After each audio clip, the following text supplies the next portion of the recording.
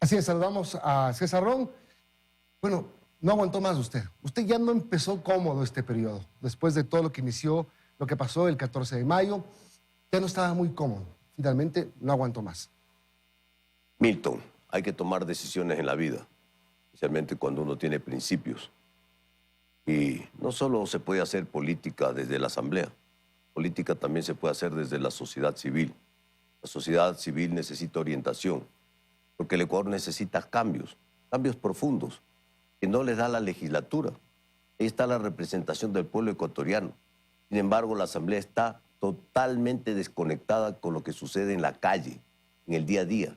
No hay trabajo, la inseguridad nos lleva en peso, y la Asamblea Nacional no hace las leyes ni las reformas que se necesiten en el Ecuador para fomentar la gobernabilidad del país. Ese es el trabajo de la Asamblea, de la legislatura. Esos son los pesos y contrapesos de la política. Esa es la independencia de poderes.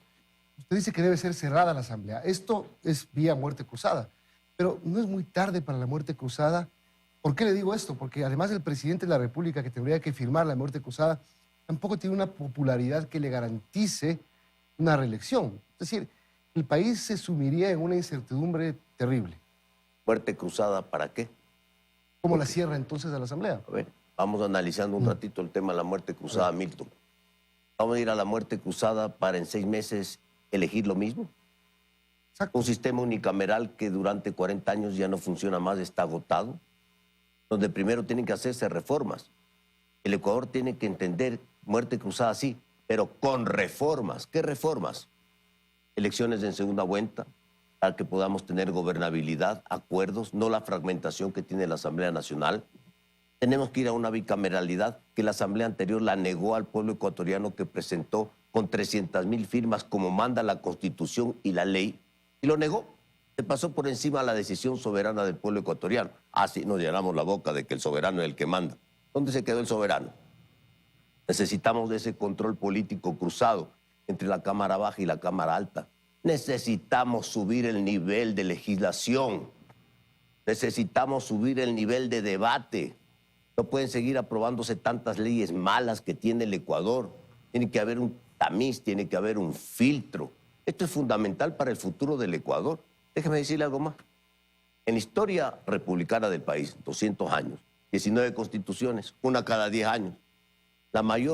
El mayor tiempo de la República ha sido bicameral el Congreso. Unicameral, la mayor temporalidad que ha tenido es del 78 al 98. Y ahora esta última constitución que tiene 14 años.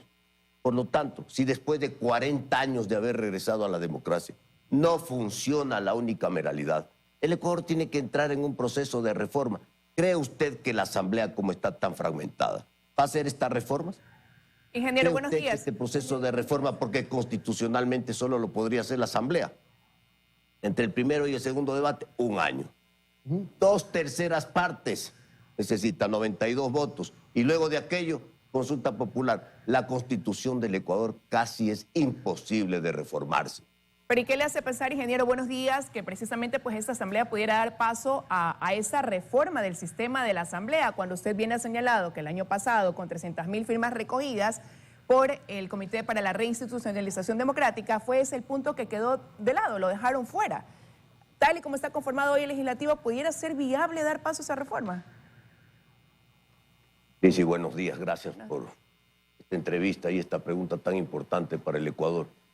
Una asamblea tan fragmentada como la que encontramos el día de hoy, donde los intereses son de las organizaciones políticas, no del Ecuador, donde no estamos mirando más allá de la necesidad que necesitamos en el Ecuador de hacer reformas profundas, importantes. Una asamblea fragmentada como esta nunca va a tener ni la posibilidad de presentar una reforma de esta naturaleza y peor de lograr 92 votos para que pase la reforma. Y lo otro, Liz, habrá que esperar 1 año entero para después de que se den los 2 debates, se apruebe, se vote con los 2/3 de la Asamblea Nacional, tenemos que ir a una consulta popular. ¿Qué quiero decir con esto? Que casi es imposible tener una reforma desde el lado de la Asamblea. ¿Qué corresponde? Los instrumentos constitucionales que están vigentes, muerte cruzada, consulta popular, mecanismos de reforma que tiene que entender el Ecuador, que el Ecuador como está no puede continuar. Mire usted, el tema de la seguridad que nos lleva en peso. 10 meses, hoy cumple la Asamblea 10 meses y no ha podido hacer una ley para el uso progresivo de la fuerza. Recién llegó la ley para el primer debate hace 2 semanas cuando hubieron los incidentes bochornosos en la Asamblea Nacional. Entonces, nos matan todos los días y sin embargo la Asamblea encerrada en esas 4 paredes parecería que no sabe qué es lo que pasa fuera en la calle. Estas prioridades son las que se tienen que resolver en la Asamblea Nacional. Entonces la vía sería una consulta popular, pero usted ayer decía no se está respetando la Constitución y las leyes al momento de dar a conocer por qué tomaba la decisión de renunciar. Pero también decía que esto han sido prácticas también que se han visto a lo largo de la historia. Usted ha sido por 2 periodos asambleísta, porque antes, si estas prácticas suelen ser recurrentes en el legislativo, no tomó una decisión y ahora sí, ¿qué cambió? Que ahora usted ya dijo, no va más. No va más porque no veo acuerdos, porque no veo que se gobierne y se legisle a favor del Ecuador.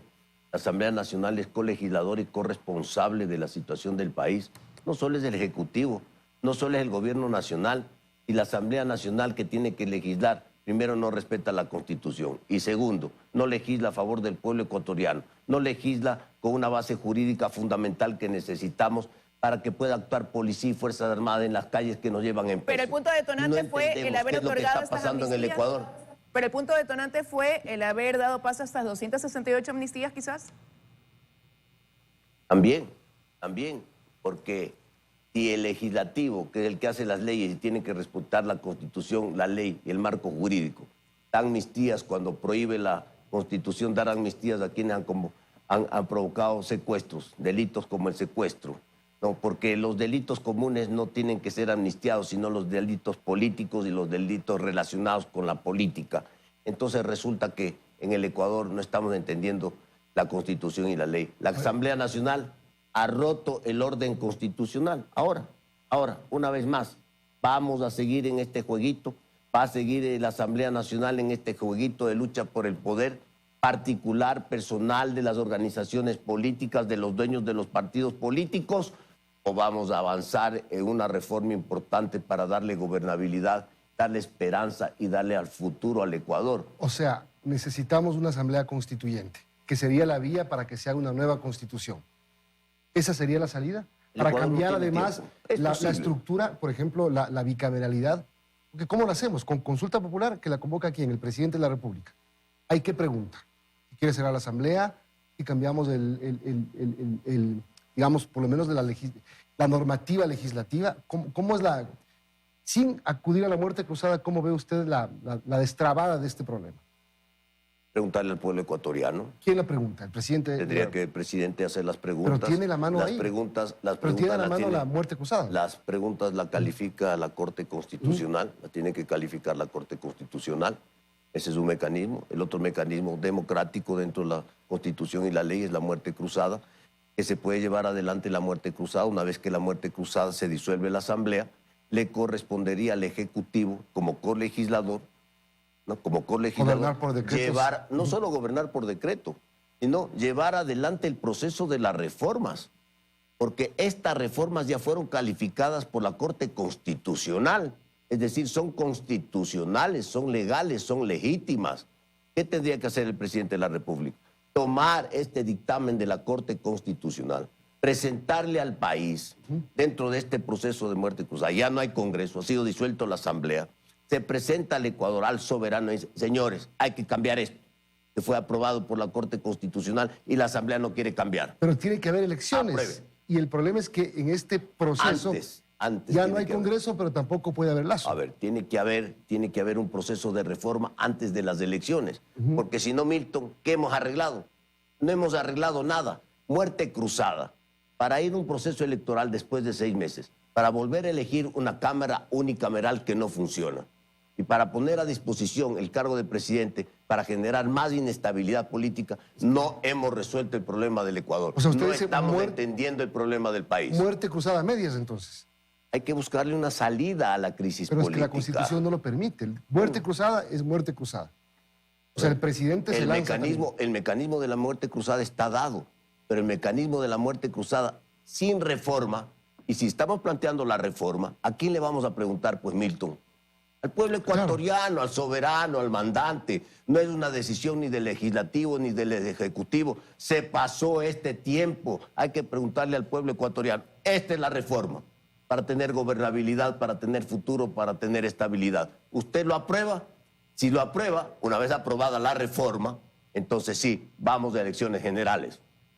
Pero y mientras tanto, mientras eso llega a pasar, porque tomará un tiempo, ingeniero Ron, y de ahí, ¿qué va pasando, no, al interior del legislativo entonces? Porque se justificó lo de las amnistías diciendo que era para lograr la estabilidad del legislativo, pero eso lleva una estabilidad también o un apoyo a la gobernabilidad cuando, por ejemplo, pasan cosas como la de ayer, se ratifican en aprobar estas reformas a la Ley Orgánica de Educación Intercultural, que cuando no hay un presupuesto que pueda sustentar, por ejemplo, el pago de esos sueldos. Entonces, ¿qué se ve en el camino? Pero yo creo que a los maestros es justo que se les reconozca un alza salarial. Pero hay el presupuesto para eso, por ejemplo, porque es justo, pero hay el presupuesto. Pero siempre sustentado en el impacto fiscal, siempre que haya los recursos para hacerlo. Y eso tiene que determinar el Ejecutivo a través de un dictamen del Ministerio de Finanzas. Si no hay los recursos para un alza salarial a los maestros, que es justa, entonces el presidente tendrá que vetar lo aprobado por la Asamblea. Ese es el marco jurídico, cómo se mueve la aprobación de las leyes. Siempre regresa donde el Ejecutivo para que el Ejecutivo determine si es viable o no es viable un aumento salarial a los maestros. ¿Cómo se proyecta en el camino el hecho de que ahora hay leyes que van a estar ahí? Está ahora la ley de inversiones, llegará la reforma laboral también. Y usted ha hablado de una inestabilidad política. Ha dado aquí una posible solución desde su punto de vista, pero mientras eso se llegara a ejecutar, ¿cuál va a ser el panorama entonces entre el legislativo y lo que le debe? El panorama es incierto. El panorama del país es incierto porque aquí, mire usted, el Seguro Social está quebrado. No se hacen reformas a la Seguridad Social. No hay trabajo. No se hacen reformas a una ley que es del siglo pasado. En el siglo XXI no hay reformas laborales que permitan tener sistemas de contratación para el siglo XXI, que cambió el mundo después de la pandemia. Entonces, esto que le hemos dado la de espaldas en la Asamblea Nacional, a lo que necesita el país, no se hace la ley para el uso progresivo de la fuerza. Y entonces seguimos con policía y Fuerzas Armadas sin poder actuar cuando tienen que actuar con determinación, con firmeza, para combatir la delincuencia que nos lleva en peso. Usted y yo, Liz, vivimos en la zona 8 en Guayaquil, la zona más violenta del Ecuador. Todos los días matan a la gente. Hay más de 300 muertos en lo que va del año. Y la Asamblea sigue pensando en cómo tumbarle a la presidenta de la Asamblea, en cómo tumbarle al presidente de la República, pero no está sintonizada en estos grandes problemas del país que necesitan soluciones, legislación, leyes. Leyes que se tienen que aprobar. Ese es el compromiso por el Ecuador. El Ecuador está estancado, el Ecuador no avanza. El Ecuador, como está el día de hoy, no tiene futuro. Es nuestra responsabilidad desde la sociedad civil y también desde la política. Apagar la luz, sintonizarnos con el pueblo ecuatoriano, presentar las reformas, buscar los caminos democráticos, preguntarle al pueblo ecuatoriano hacer estas reformas y permitirle al Ecuador que tenga futuro y esperanza y un sistema político diferente al que tenemos el día de hoy. Gracias, ingeniero Ron, ex asambleísta independiente, aquí dando sus razones de por qué dejó la Asamblea Nacional. Con esto nos vamos a una pausa. Que tengan buen día, ya regresamos.